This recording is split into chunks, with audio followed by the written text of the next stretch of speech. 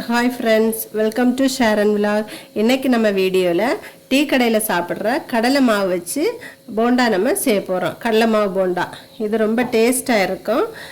இன்னைக்கு நான் எங்க வீட்ல எப்படி செய்றேன்னு இன்னைக்கு உங்களுக்கு நான் காட்ட போறேன். நீங்களும் ஒரு நாள் வீட்ல செஞ்சு பாருங்க. ரொம்ப டேஸ்டா இருக்கும். இந்த குழந்தைகளும் ரொம்ப விரும்பி சாப்பிடுவாங்க. இனி நம்ம வீடியோக்குள்ள போலாம் வாங்க. கடலை மாவு போண்டா செய்யறதுக்கு முதல்ல 1 கப்பு கடலை மாவு போட்டுவிடுவோம்.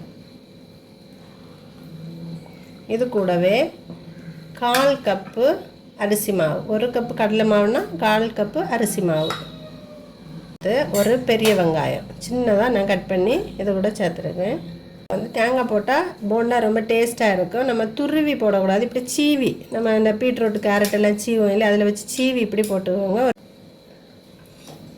அது கூட கொஞ்சமாக கொத்தமல்லி இலை சின்னதாக கட் பண்ணி போட்டிருக்கேன். கொஞ்சமாக கருவேப்பிலை இதையும் இது கூட சேர்த்துருக்கு. கொஞ்சமாக பேக்கிங் சோடா, கொஞ்சமாக காயப்பொடி,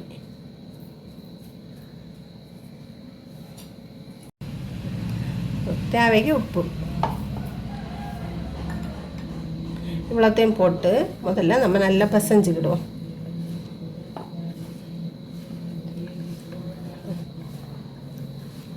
பிசைஞ்சிட்டு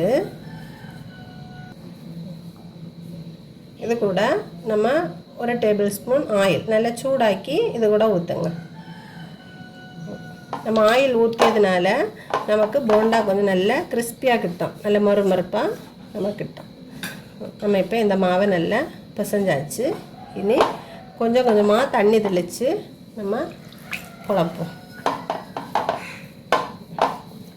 நம்ம மாவு ரொம்ப கட்டியாகவே இருக்கக்கூடாது, நமக்கு ரொம்ப தண்ணியாகவும் ஆகக்கூடாது.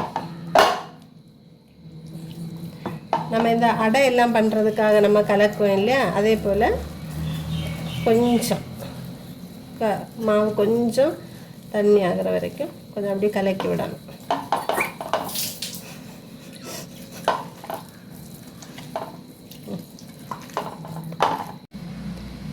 இப்போ இது கூட நம்ம 1 ஸ்பூன் மிளகாய் பொடியும் போட்டு நம்ம மிக்ஸ் பண்ணிடுறோம்.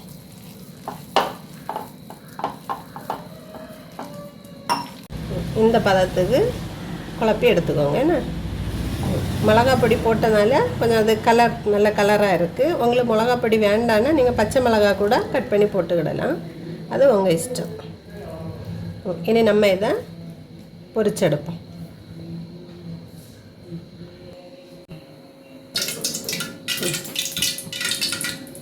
எண்ணெய் காஞ்சிட்டு குழப்பி வச்சிய மாவை சின்ன சின்ன உருண்டையாக எடுத்து போட்டுக்கலாம். எப்படி சின்ன சின்ன உருண்டையாக போட்டு எடுக்கலாம்.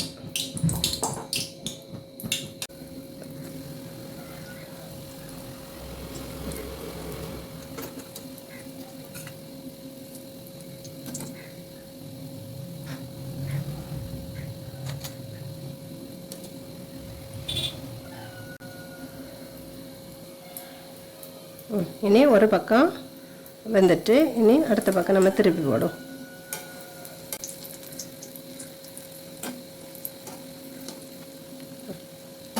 அடுத்த பக்கமும் வேகட்டும்.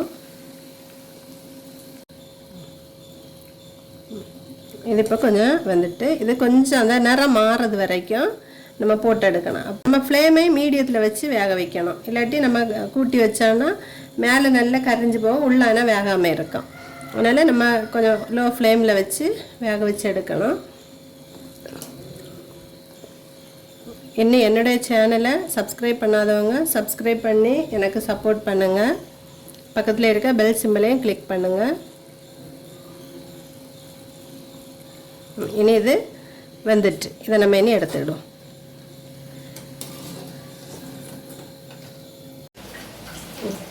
நம்ம எல்லா போண்டாவையும் சுட்டு எடுத்தாச்சு. பாருங்கள், ரொம்ப டேஸ்ட்டாக இருக்கும். வெளியில் கொஞ்சம் கிறிஸ்பியாக இருக்கும், உள்ளே கொஞ்சம் சாஃப்டாக இருக்கும். ரொம்ப டேஸ்ட்டாக இருக்கும். அந்த தேங்காய் எல்லாம் போட்டனால அது நம்ம சாப்பிடும்போது ரொம்ப டேஸ்ட்டாக இருக்குது. ஒரு தடவை நீங்களும் வீட்டில் ட்ரை பண்ணி பாருங்கள். எப்படி இருந்துச்சுன்னு கமெண்ட் பண்ணுங்கள்.